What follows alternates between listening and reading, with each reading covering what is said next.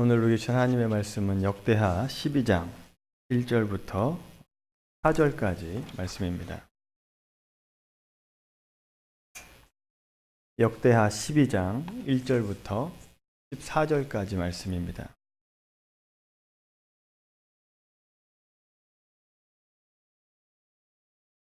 (1절부터) 14절까지 말씀 제가 봉독하겠습니다.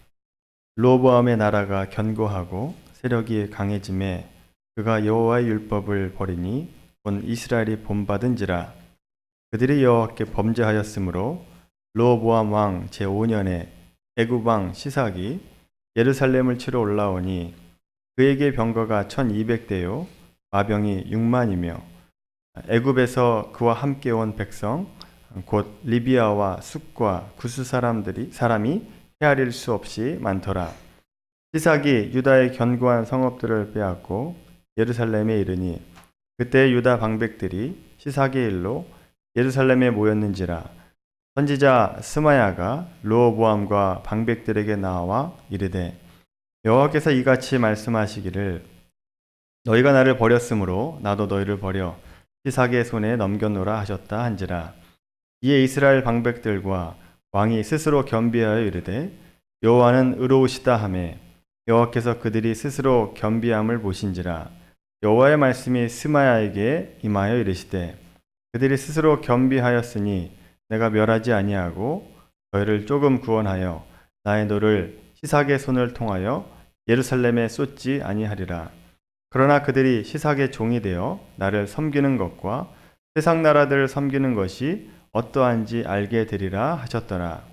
애굽 왕 시삭이 올라와서 예루살렘을 치고 여호와의 전 보물과 왕궁의 보물을 모두 빼앗고 솔로몬이 만든 금방패도 빼앗은지라. 르호보암 왕이 그 대신에 노스로 방패를 만들어 국문을 지키는 경호 책임자들의 손에 맡김에 왕이 여호와 전에 들어갈 때마다 경호하는 자가 그 방패를 들고 갔다가 경호실로 도로 가져갔더라. 르호보암이 스스로 겸비하였고 유다에 선한 일도 있으므로 여호와께서 노를 돌이키사 다 멸하지 아니하셨더라. 르호보암 왕은 예루살렘에서 스스로 세력을 굳게 하여 다스리니라. 르호보암이 왕위에 오를 때의 나이가 41세라. 예루살렘 곧 여호와께서 이스라엘의 모든 지파 중에서 택하여 그 이름을 두신 성에서 17년 동안 다스리니라. 르호보암의 어머니 이름은 나아마요 암몬 여인이었더라. 르호보암이 악을 행하였으니 이는 그가 여호와를 구하는 마음을 굳게 하지 아니함이었더라. 이것은 주님의 말씀입니다.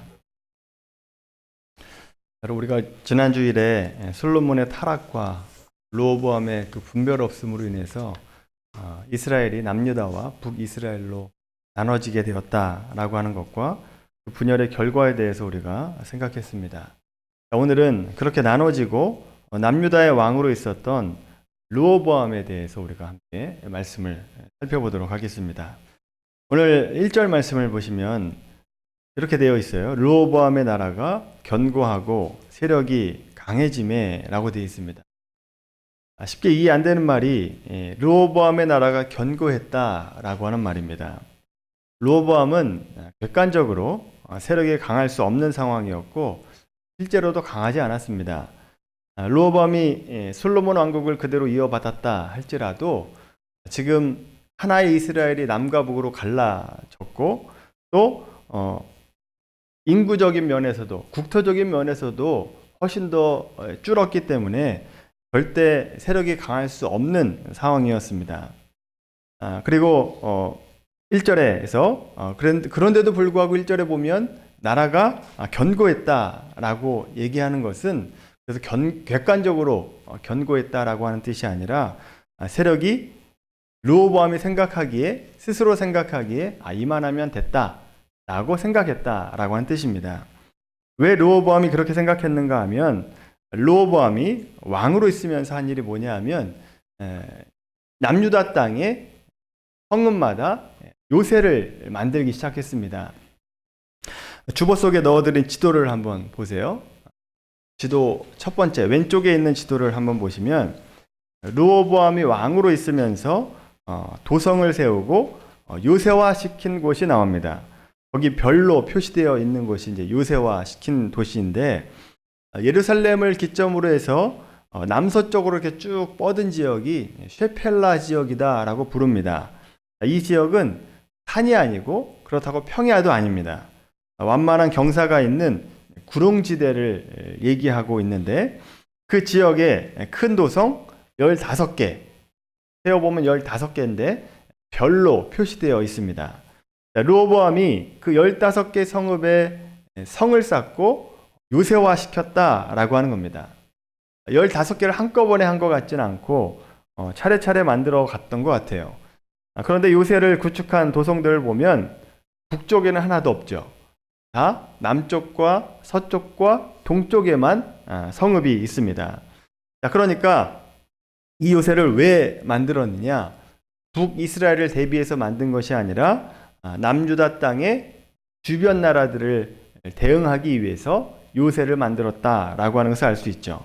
예를 들면 블레셋과 에돔이나 모압, 그리고 저 멀리 있는 이집트, 애굽을 생각하면서 만든 요새다라고 하는 것을 알 수 있습니다. 그 르호보암이 만든 요새 가운데 가장 강력한 요새가 어디인가 하면 그 별표를 표시한 데 7시 방향을 한번 보시면 라기스라고 하는 곳이 있습니다. 이 라기스라고 하는 곳이 가장 강력한 요새였다라고 말합니다. 오늘날도 이 고고학적으로 많은 것을 찾을 수 있는 곳이 바로 이 남쪽에 있는 라기스라고 하는 성에서 많은 것들이 발견된다라고 얘기합니다.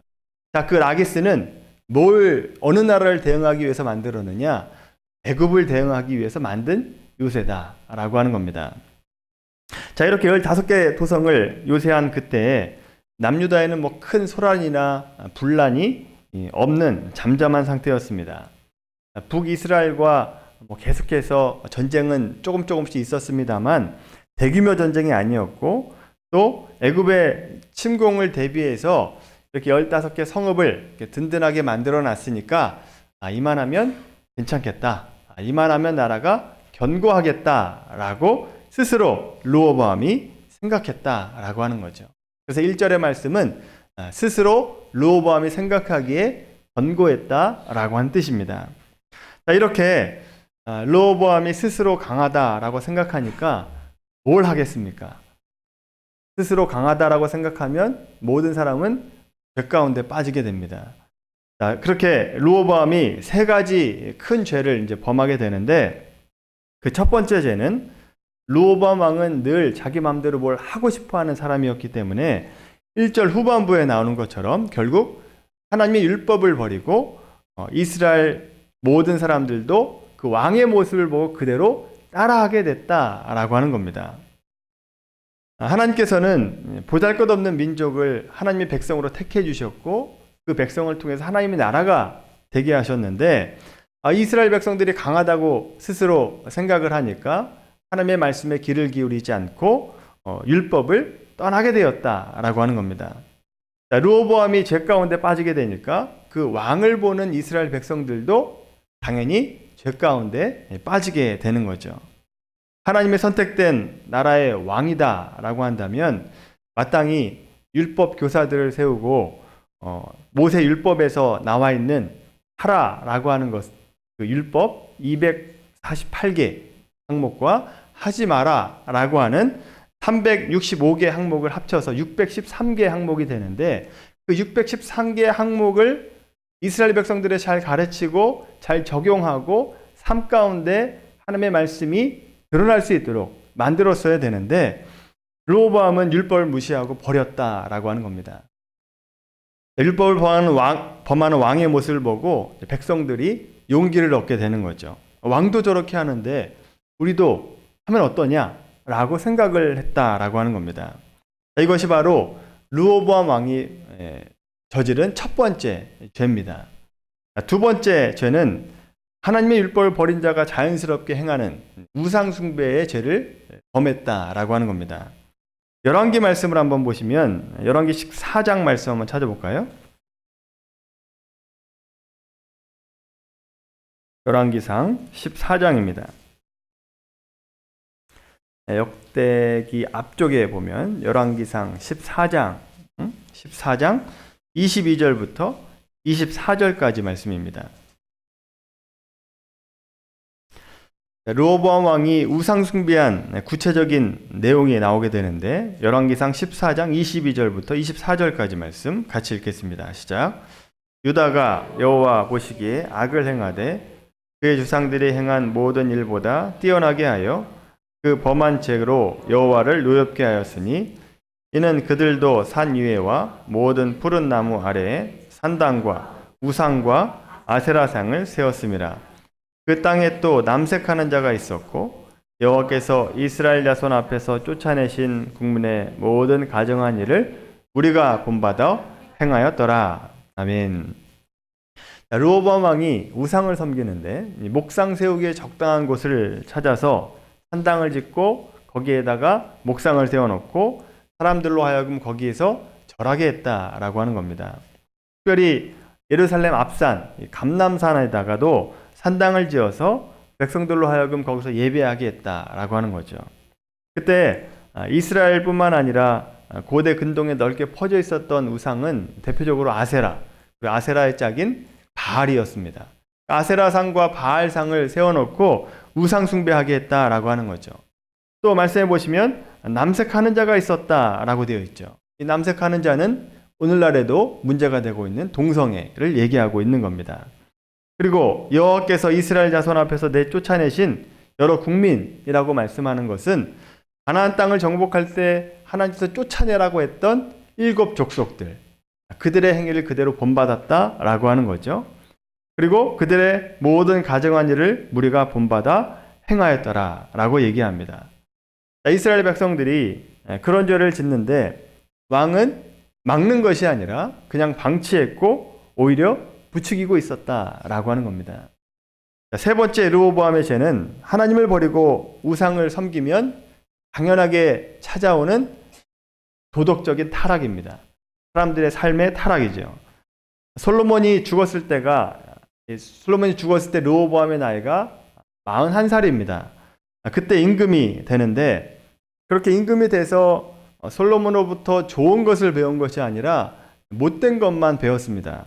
그래서 솔로몬의 왕의 후궁이 300명이었고 후궁이 700이었고 첩이 300이다 라고 그랬는데, 자, 르호보암은 어땠는가? 역대상 말씀, 역대하 11장 한번 찾아볼까요? 역대하 11장 말씀. 자, 르호보암은 아버지에 비해서는 적은 수였지만 역대하 11장 21절 말씀을 보시면 아내가 18명이었고 첩을 60명 두었다라고 되어 있습니다.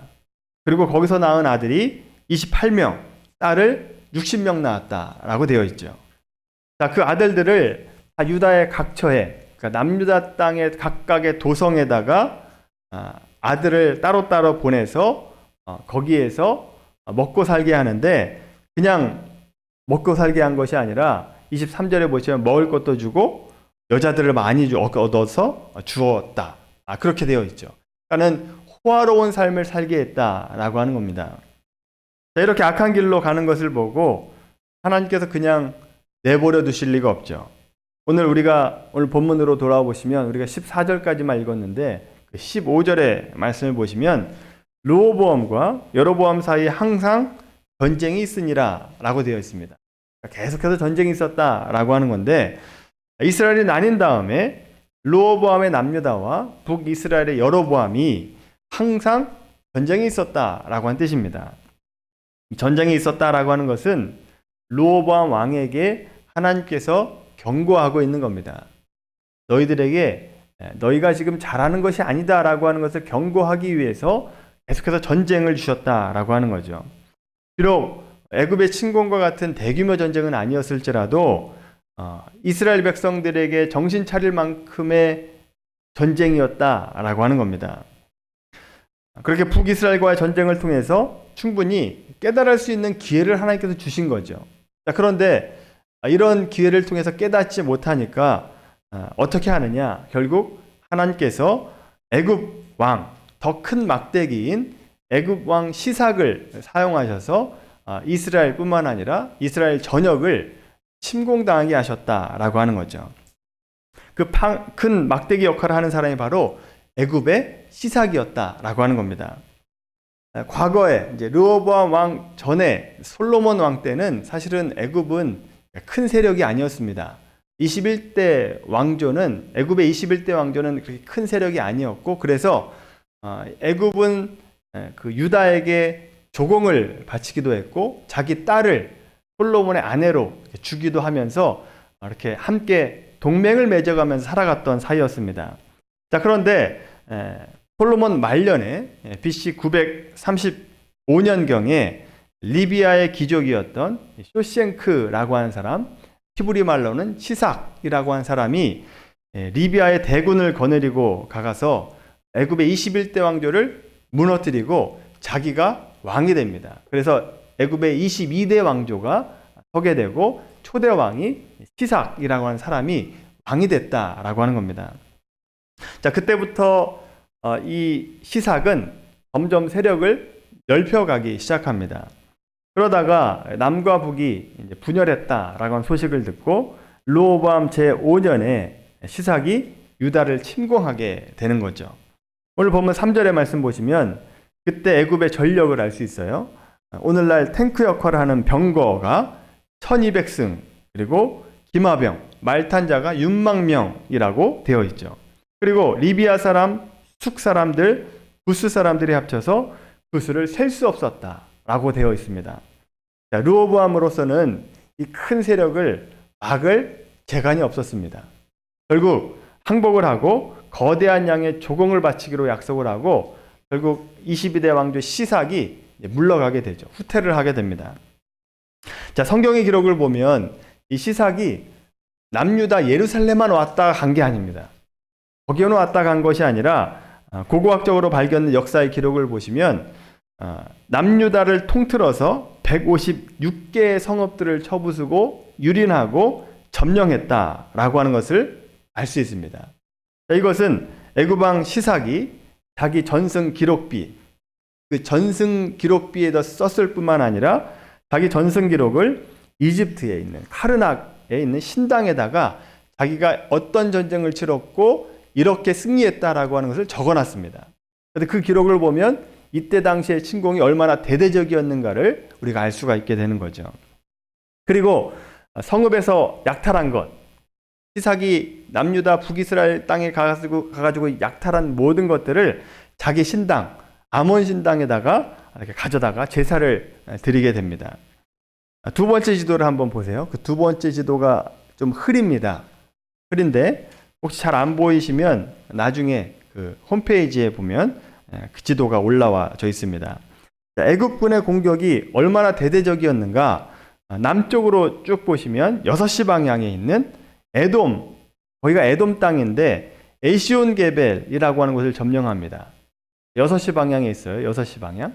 에시온 게벨이라고 하는 것을 점령했고, 북쪽으로는 어디까지 점령하느냐? 12시 방향에 있는 북이스라엘 땅의 수넴, 그리고 무깃도까지 점령을 합니다. 그러니까 남유다만 온 게 아닙니다. 북이스라엘까지 다 점령을 했다라고 하는 것을 알 수 있죠. 그리고 이 무깃도라고 하는 것에 시삭의 전승 기념비 조각이 발견이 됩니다. 거기까지 시삭이 올라갔다라고 하는 것을 알 수 있게 되는 거죠. 자, 그러니까 이스라엘 전역이 이 시삭의 침공을 받고 엄청난 피해와 타격을 입었다라고 하는 거죠. 다만 애굽 왕 시삭은 자기의 군대를 이스라엘 땅에 남겨두지 않고 다 데리고 갑니다. 왜냐하면 그때 당시에 시삭의 전력이 다른 땅을 병사를 주둔시킬 만큼 큰 병력이 아니었기 때문에 다 데리고 가고 블레셋 땅인 가사 지역에 교두보만 남겨두고 다 군대를 물리게 되죠. 오늘 우리가 주목해야 될 사건은 이 전쟁의 결과입니다. 지금은 이제 역사적인 기록을 제가 말씀을 드린 것이고 전쟁의 결과인데, 시삭이 올라와서 남유다에서 저지른 일이 무엇인가를 살펴보면 예루살렘을 점령하고 예루살렘 성전과 왕궁에 있는 모든 보물을 다 가져가게 됐다라고 하는 거죠. 특별히 9절의 말씀 보세요. 9절 보시면 솔로몬이 만들어 두었던 금방패까지 다 가져갔다 그랬습니다. 이 금방패가 뭐냐 하면 역대하 9장 15절 16절에 나와 있는데 솔로몬이 만든 금방패 얘기가 나옵니다. 거기에 보면 15절 16절에 보면 이렇게 되어 있어요. 제가 읽겠습니다. 솔로몬 왕이 쳐서 느린 금으로 큰 방패 200개를 만들었으니 방패 하나에 든 금이 600세겔이며 또 쳐서 느린 금으로 작은 방패 300개를 만들었으니 방패 하나에 든 금이 300세겔이라. 왕이 이것들을 레바논 나무 궁에 두었더라. 자, 그러니까 큰 방패가 200개, 작은 게 300개 금방패를 만들었다라고 하는데, 이 금방패를 뭐에 썼느냐 하면, 오늘날에 생각을 해본 군대 생각을 해보시면 어떤 큰 행사가 있으면 의장대가 나와서 행사를 하게 되는데, 그 의장대 행사를 하는데 그 금방패 500개를 썼다라고 하는 얘기입니다. 여러분, 이 금을 계산을 제가 해보니까 오늘날로 얼마 정도 되느냐? 3,300kg입니다. 금이 3,300kg이면 오늘날로 2천억이 조금 안 되는 돈이더라고요. 별로 놀라시지 않으시죠? 2천억. 2천억, 엄청난 돈의 금을 가지고 금방패를 만들었다라고 하는 겁니다. 또 솔로몬 왕이 금방패뿐만 아니라 그 다음에 또 무엇을 만들었느냐? 아주 진귀한 것을 만들었는데 상하 보좌를 만듭니다. 역대하 9장 17절 19절 말씀 한번 보세요. 7절부터 19절 역대하 9장 17절부터 19절 말씀 한번 읽어볼까요? 시작. 왕이 또 상하로 큰 보좌를 만들고 순금으로 입혔으니 그 보좌에는 6층계와 금발판이 있어 보좌와 이어졌고 앉는 자리 양쪽에는 팔걸이가 있고 팔걸이 곁에는 사자가 하나씩 섰으며 또 12사자가 있어 그 6층계 양쪽에 섰으니 어떤 나라에도 이같이 만든 것이 없었더라. 아멘. 솔로몬이 만든 게 상하로 만든 큰 보좌입니다. 거기다 금을 입혔다라고 되어 있죠. 20절, 22절 한번 읽어볼까요? 20절, 22절 시작. 솔로몬 왕이 마시는 그릇은 다 금이요 레바논 나무 궁의 그릇들도 다 순금이라.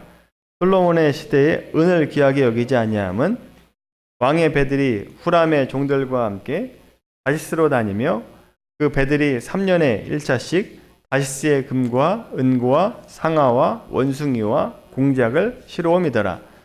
솔로몬 왕의 재산과 지혜가 천하의 모든 왕들보다 큰지라. 여러분, 지금 보았던 이 금방패 500개 그리고 상하보좌 또 각종 귀중한 그 모든 것들을 누가 가져갑니까? 그럼 결국 시삭이 가져갔다는 겁니다. 시삭이 침공해서 그 진귀한 모든 것들을 가져갔다는 거죠. 그런데 이게 몇 년 정도에 언제 만들어졌나 한번 생각을 해보시면 솔로몬이 성전과 궁전, 자기 궁전을 만드는데 약 20년의 시간을 걸쳐요. 솔로몬이 40년을 다스리는데 20년을 어떤 큰 공사, 토목공사 하는데 시간을 보내고 나머지 20년이 남는데 아마 20년 가운데 한 3, 4년 정도는 요새를 만드는데 시간을 더 들이게 되죠. 자, 그리고 길게 잡아도 20년입니다. 20년 안에 이런 귀중한 것들을 다 만들게 되었다라고 하는 겁니다. 자, 그리고 자기가 이것을 보고 누리려고 만들었고 그 다음에 르호보암 왕이 이 진귀한 모든 것들을 누리게 되는데 몇 년 누리느냐? 시삭이 르호보암 5년에 침공했으니까 5년 만에 모든 것들이 다 가져갔다라고 하는 겁니다. 그러니까 총 기간이 솔로몬은 영원할 줄 알고 그런 것들을 만들었는데 총 기간이 25년 만에 없어졌더라. 다른 사람의 손에 들어갔더라라고 한 얘기입니다. 솔로몬이 누렸던 그 영광과 그 모든 풍족함이 영원할 줄 알았는데 하나님 없는 부귀영화, 하나님 없는 명예, 하나님 없는 존경이 25년뿐이 안 가더라라고 한 얘기입니다. 영원할 줄 알고 만들었는데 25년밖에 안 갔던 겁니다. 왜 하나님께서 이런 일을 허락하셨는가? 왜 이런 일을 허락하셨는가? 오늘 보면 2절의 말씀 보면 나오게 됩니다. 그들이 여호와께 범죄하였으므로 르호보암 왕 제5년에 애굽 왕 시삭이 예루살렘을 치러 올라오니. 르호보암 왕과 그 백성이 하나님의 율법을 버리고 범죄했기 때문에 그 모든 부귀영화를 가져갔다라고 하는 거죠.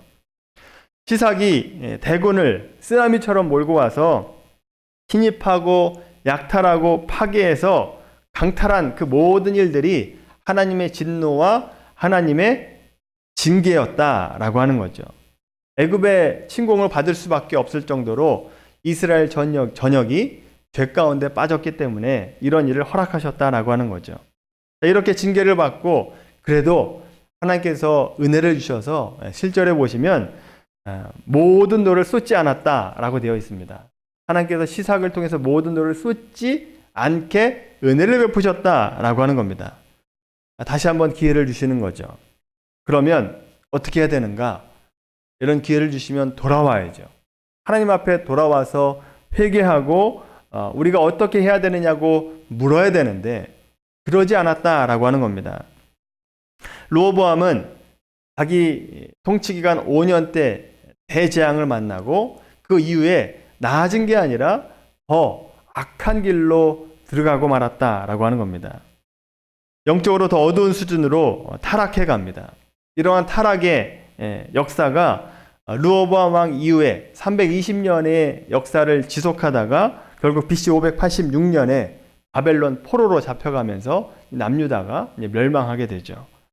그러니까 300년의 시간을 지나면서 회복하지 못하고 결국 멸망할 정도로 그렇게 타락했다라고 하는 얘기입니다. 비록 유다 왕들 속에는 개혁을 꾀했고 또 하나님 앞에 선한 왕이 있었습니다만 이렇게 악한 그 영적인 타락한 그 영적인 분위기 또 영적인 수준을 극복하기에는 개혁의 힘이 너무 부족했다라고 하는 겁니다. 감당할 수 없을 정도로 타락했다라고 하는 얘기죠. 그럼 우리가 이스라엘 역사를 보면서 역사의 원인과 결과론적으로 우리가 함께 보고 있는데 역사의 법칙, 지난 시간에도 얘기했던 것처럼 역사의 법칙, 심은 대로 거둔다라고 하는 게 역사의 법칙입니다. 이것을 보면서 우리의 삶을 한번 되돌아볼 필요가 있습니다. 여러분은 어떻습니까?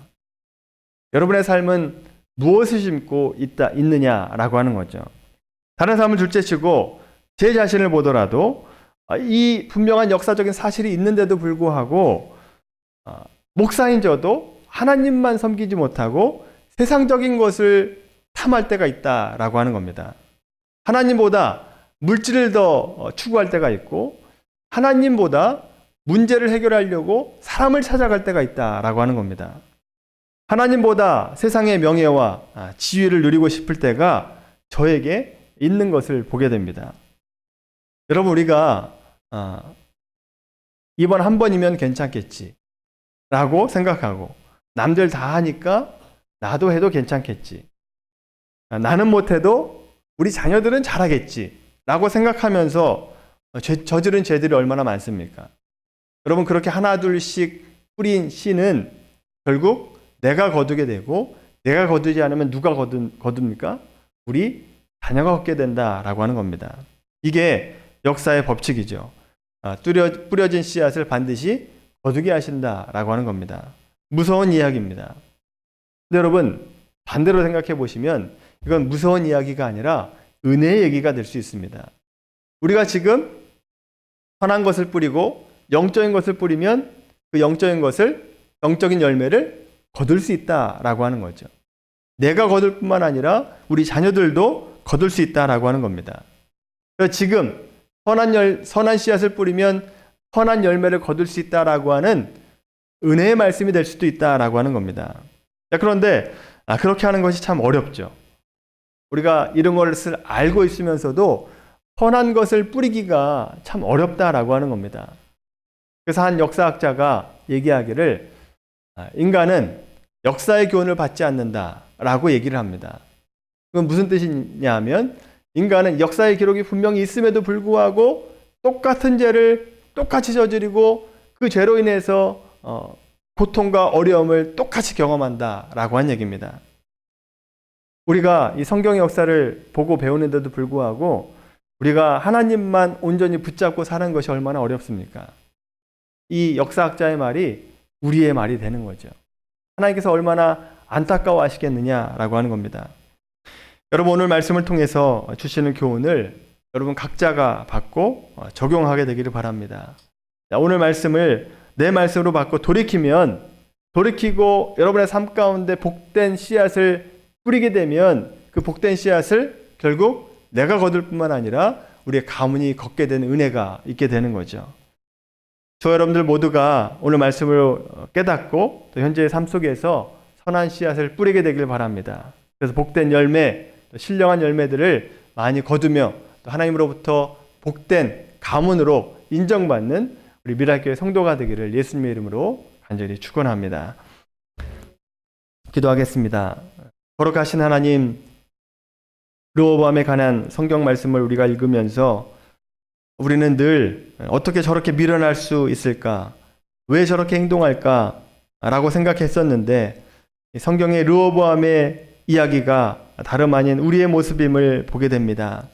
하나님, 우리가 하나님보다 내 행복과 내 물질의 풍족함을 추구하고 명예와 권력을 추구하는 우리의 모습이 있습니다.